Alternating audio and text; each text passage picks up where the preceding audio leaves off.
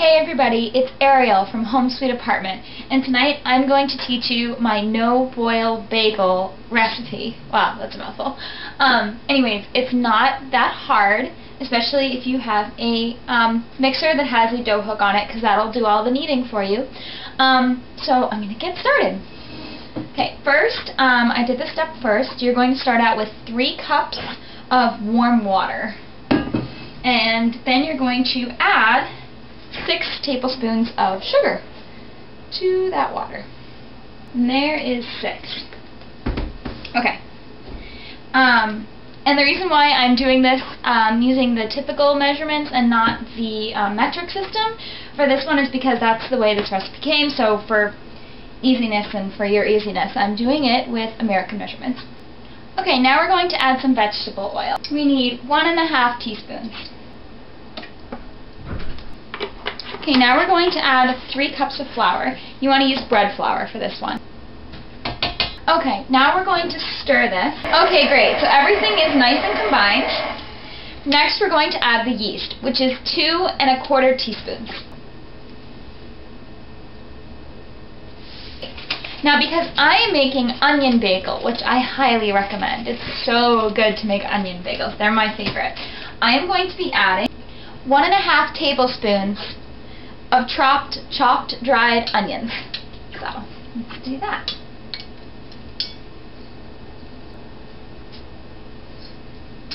Great. Now we're going to add the salt. I tend to like really salty bagels. Some people don't put salt in them at all. If you do that, they wind up tasting a little bit sweeter than salty or savory, I guess.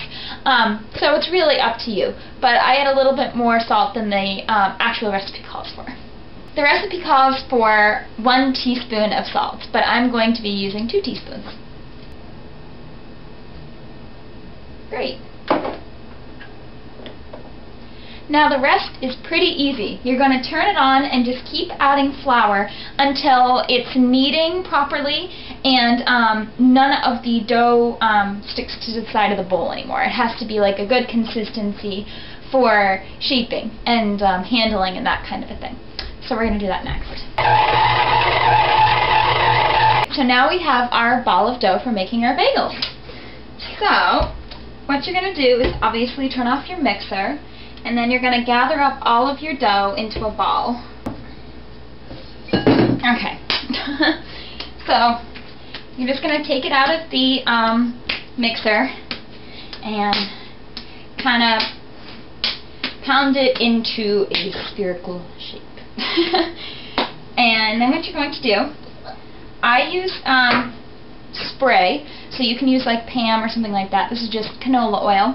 Spray the entire pan, put your dough ball in, and now you're going to spray the top too. And then you're going to turn it over and spray the bottom. Great! Now, if you have a nice warm kitchen, you can just leave it out with a cloth over it. But if your kitchen tends to run a little chilly or whatever, I'd say any temperature like less than 70 or so, what you should do is turn your oven to like 100 degrees, as low as it'll get, and like let it heat up for a second and then turn it off, just so it's warm. It doesn't have to be hot. That'll kill your yeast. You just want it to be warm. You can see this on my pizza recipe too, because I do a very similar thing. But anyways, you're going to let this rise until it's double in size, which usually takes about ½ an hour to an hour, depending on how warm your kitchen is, or oven, or whatever. You cannot speed it up by putting it in a hot oven. You will kill your yeast, and then you won't have bagels. So, that said, we'll be back. Okay, so now our dough has risen to twice its size. I have cleaned my counter and disinfected it. So now I'm going to put my dough on the counter and punch it down.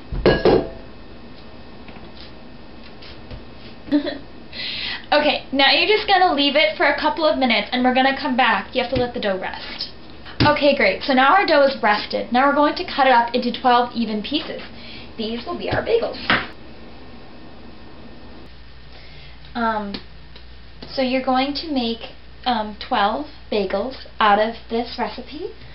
So you're going to cut up 12 pieces of dough and then roll it into a ball, and then you're going to punch out the middle and just kind of shape it like that. And it needs to have a very large opening because you're going to let these rise again. So I'm making sure that that's got plenty of open space. So you're going to put a damp cloth over these and let them double in size again. So that's anywhere from 15 minutes to half an hour when they're in this size and this shape. After you do that, all you have to do is bake it at 425 degrees. And it's easy as that. There's no boiling, there's no other steps. Some people like to put toppings on their bagels. That's up to you. Some people do egg wash on top of their bagels, but that's it. It's just a bakeable bagel. No boiling needed. So I'm going to go ahead and do that, and that's it for tonight. If you like, subscribe. Bye-bye.